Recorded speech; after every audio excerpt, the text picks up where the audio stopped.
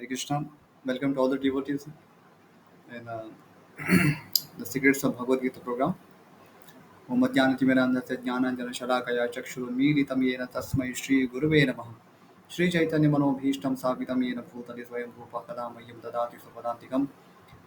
Vandeham Shri Guru Shri Utpadakamalam Shri Gurun Vaishnavam Cha Shri Rupam Sagrajatam Sagana Raghunathanvitam Tam Sajivam Sadvitam Savadhutam Parijana Sahitam Krishna Chaitanya Devam Shri Radha Krishna Padan Sahagana Dalita Shri Vishakhanvitam Sha वाञ्छाकल्पतरुभ्यश्च कृपा सिन्धुभ्य एव च पतितानां पावनेभ्यो वैष्णवेभ्यो नमो नमः श्री कृष्ण चैतन्य प्रभु नित्यानंद श्री अद्वैत गदाधर श्रीवासादि गौर भक्तवृंद हरे Krishna Krishna Krishna Hare Hare Hare Ram Ram Ram Hare Hare. Bro, am I audible to everyone? Without the pro? Yes, yes, Prabhuji. Okay. So we can start from Bhagavad Gita chapter 1, and today is text number 29.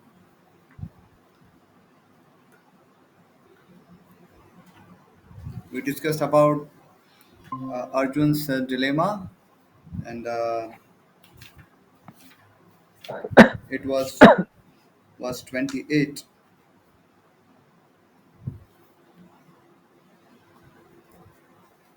So today we are going to discuss chapter 1, text 29. Ve pathuscha sharire ve roma harshascha jayate गांडीवं संस्रते हस्तात् त्वक्चैव परिदह्यते. I will read the translation and purport. Devotees who have questions, they can uh, ask those questions at the end. I will give you some time. So in between, we will not ask the question.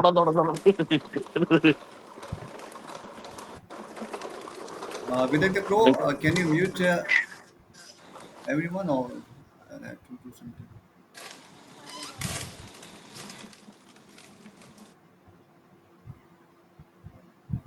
Oh. May I request everyone to kindly mute yourself so that our session will not be disturbed by this. Okay, translation. My whole body is trembling, my hair is standing on end, my bow Gandiva is slipping from my hand, and my skin is burning. Purport by His Divine Grace Srila Prabhupada. There are two kinds of trembling of the body and two kinds of standing of the hair on end. Such phenomena occur either in great spiritual ecstasy or out of great fear under material conditions. There is no fear in transcendental realizations. A very important point to note here. There is no fear in transcendental realization. Arjuna's symptoms in this situation are out of material fear, namely loss of life. This is evident from other symptoms also. He became so impatient that his famous bow Gandiva was slipping from his hands. And because his heart was burning within him, he was feeling a burning sensation of the skin. All these are due to a material conception of life. So, the important point in this purport is that Arjuna was perplexed about his duty. He is getting fear due to material conception of life, and it is the same material conception of life that creates fear or anxiety. So it is important for the students of Bhagavad Gita to learn that as long as we have this material conception of life in our activities, in our life, in whatever form, we won't be able to get out of fear. So the fact that fear exists, the root cause of all fear is material conception of life. and that's why Bhagavad Gita was spoken to Arjuna to educate him about the material concept of life. In fact, uh, side, the ill effects of material conception of life, so that Arjuna can come out of that material conception.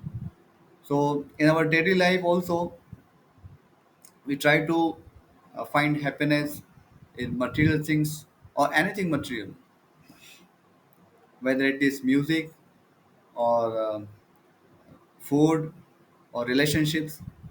So, in all these aspects and all these things, if we remain on material platform,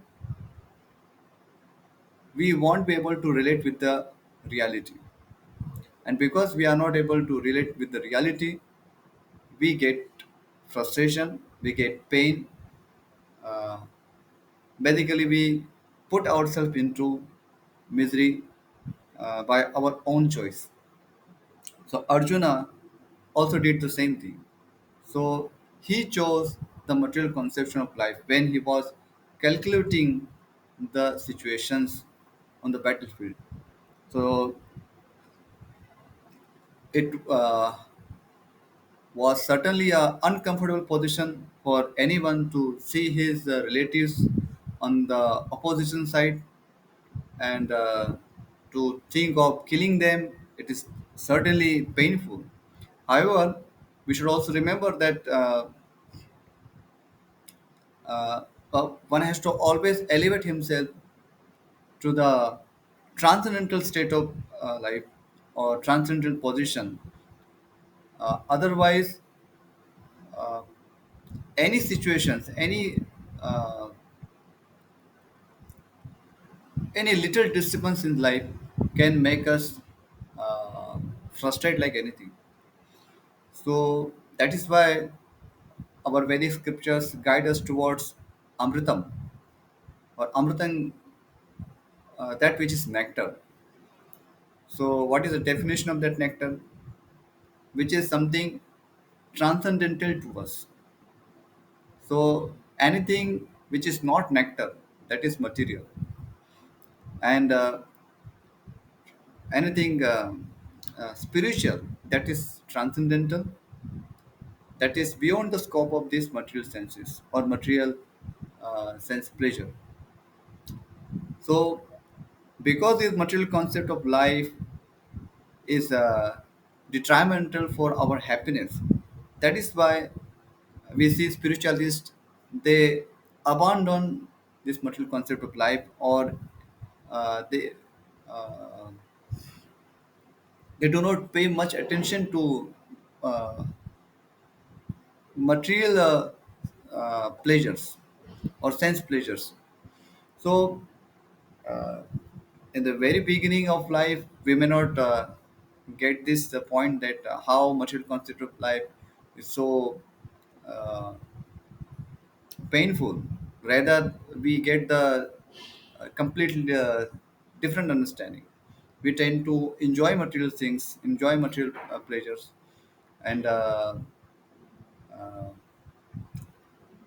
the very thought of giving it up, giving material enjoyment or sense pleasure, uh, appears like something more than death. That's a reality. So that's a reality in an ignorance, but that's not a reality when someone is knowledge. When someone is knowledge, uh, he won't take pleasure into material sense pleasures. Now, when we say that we have to come above material concept of life, that does not mean that uh, we cease to interact with material things. So, interacting with material things and material subjects is different than getting absorbed in material things. So, we may interact with material things, but on a platform of knowledge or on a transcendental platform.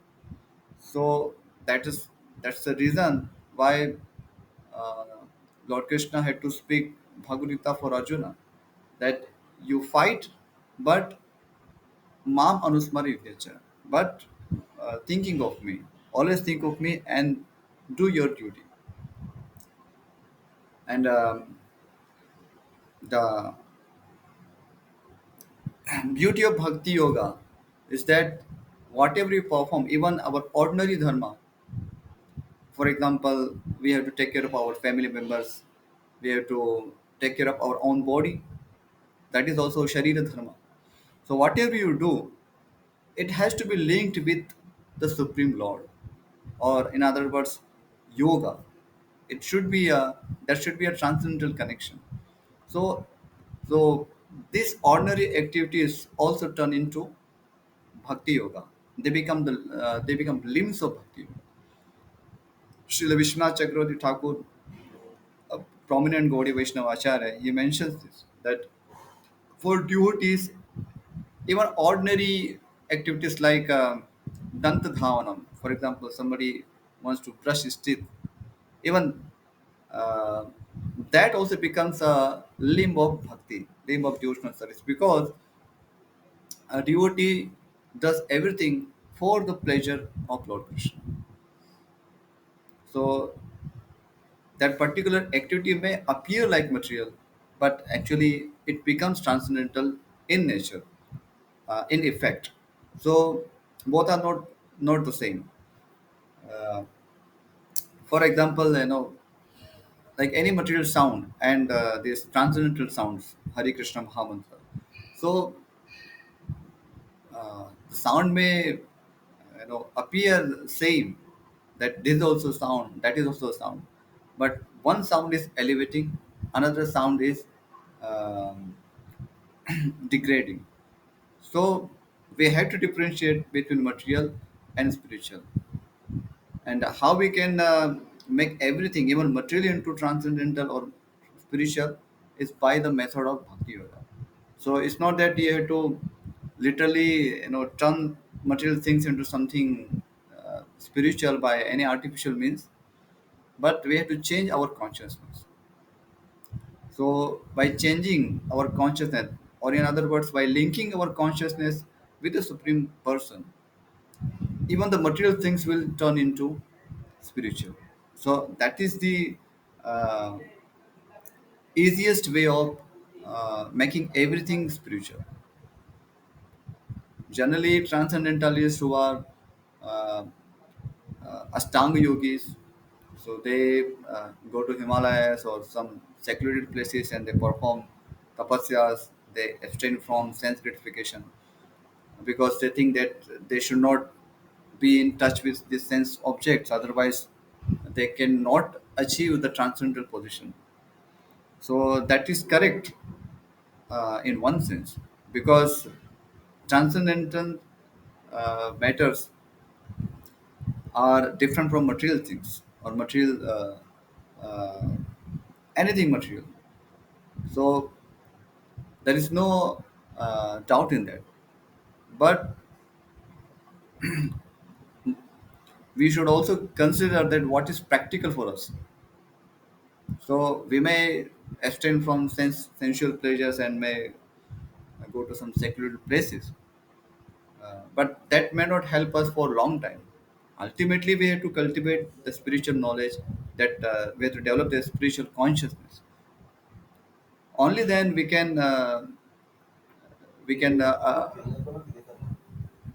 only in that condition we'll be able to maintain the transcendental position.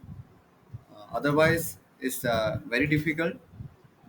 uh, Only abstaining from sense gratification or material things will not help us, and that is why bhakti yoga is the highest yoga, because in other yogas uh, there are ways to artificially abstain from sensual pleasures, whereas in bhakti yoga, right from the very beginning, uh, we are told not to be away from the sense objects, but engage everything in the service of Lord Krishna. So just by changing the consciousness, or making it Krishna conscious, we can take help of all material things and be on the transcendental platform. and that's our normal life.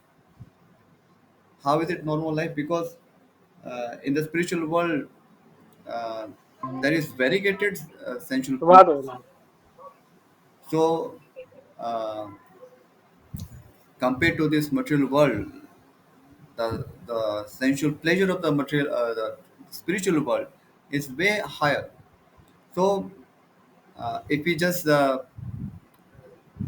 keep thinking of abstaining from sensual pleasures, then probably we may not even get entry into spiritual world. So, at least at some moment, we have to come to that stage where we can be in touch with material objects or material uh, pleasures, but do not get affected by them. And for that, we have to take help of Bhakti Yoga. And Arjuna, because he was thinking for his own pleasures, for his own material pleasures. That is why he got affected by this material concept of life. And because material things are temporary, so that generate fears. Whereas spiritual life or transcendental life is permanent, and it does not cease even after the destruction of these material things. So it is eternal in nature, and it always keeps us happy. Whereas material pleasures can keep us happy only for moments. So that's a huge difference.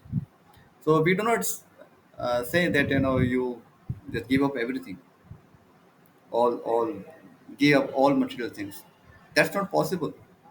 So what we can do, that we want happiness, but to achieve happiness we have to turn our material consciousness into spiritual consciousness or transcendental consciousness.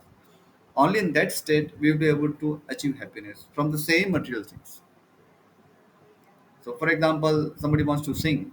So we are not discouraged to sing, but what we should sing for the pleasure of the Lord. And there are many songs, and many meaningful songs.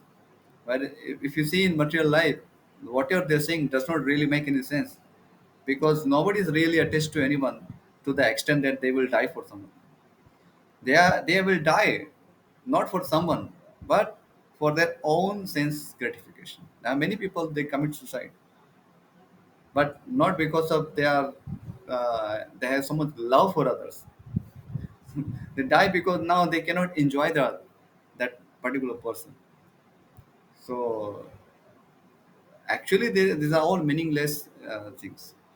So when we don't have meaningful relationships, meaningful values in life, so how is it possible that we can achieve anything real happiness when the relationships are not real, or based on ignorance?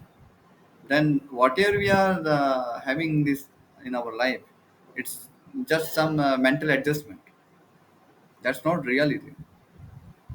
So reality is really beautiful, satyam shivam sundaram, but to live by that satyam, which is shivam, which is very auspicious and which is very beautiful, we have to take some trouble. So all this Bhagavad Gita program, that is meant for elevating oneself to that transcendental platform. There is no any other shortcut other than this bhakti yoga. So that's the essence of this particular purport in uh, Bhagavad Gita chapter 1 text 29, because Arjun was in that material concept of life. So uh, that actually created that anxiety. On the other hand, when somebody is not in that material concept of life, think about uh, Bhishma Dev. So although he is the same person from Mahabharata, uh, but he was acting in the capacity of a pure devotee, whereas Arjun was showing the symptoms of a conditioned person, conditioned soul. But when we observe Bhishma Dev's position. So he was lying on the uh, bed of arrows, but still he could think of Krishna. He was not lamenting for anything. So uh, that's the result of being on transcendental platform, and that's a transcendental platform that we can actually make anyone happy. Generally, we want to be happy and make others happy, but we should also know how we can achieve that. So just having some desire, that's one thing, but then to really fulfill that desire, we should get proper knowledge from Guru Shishya Parampara coming from Lord Shri Krishna. So this is how, similar to Arjuna, we can get enlightened and really act on transcendental platform and get detached from material concept of life forever. So that's the message of this particular verse. So I will stop here. If anything, if there is any question, we can take one or two questions, or else we can stop here. We thank the Prabhu. Yes, Prabhuji. If anyone has any question, they can ask. They can raise their hand. And one more thing, tomorrow there won't be any class. Uh, we will resume our classes from Monday. So today was Saturday, but anyway, we won't be having classes on Saturday and Sunday. That's our policy. But today there was a good tithi, so I just thought of having class today. But we will resume our classes from Monday. Okay. So if there are no questions, then we can stop. Okay. Thank you for joining. Vancha kalpatarubhyasya kripa sindhubhya evacha patitanam pavnebhyo vaishnavebhyo namo namaha. Hare Krishna. Thank you. Hare Krishna, Pranam, Jai Shri Krishna. Thank you.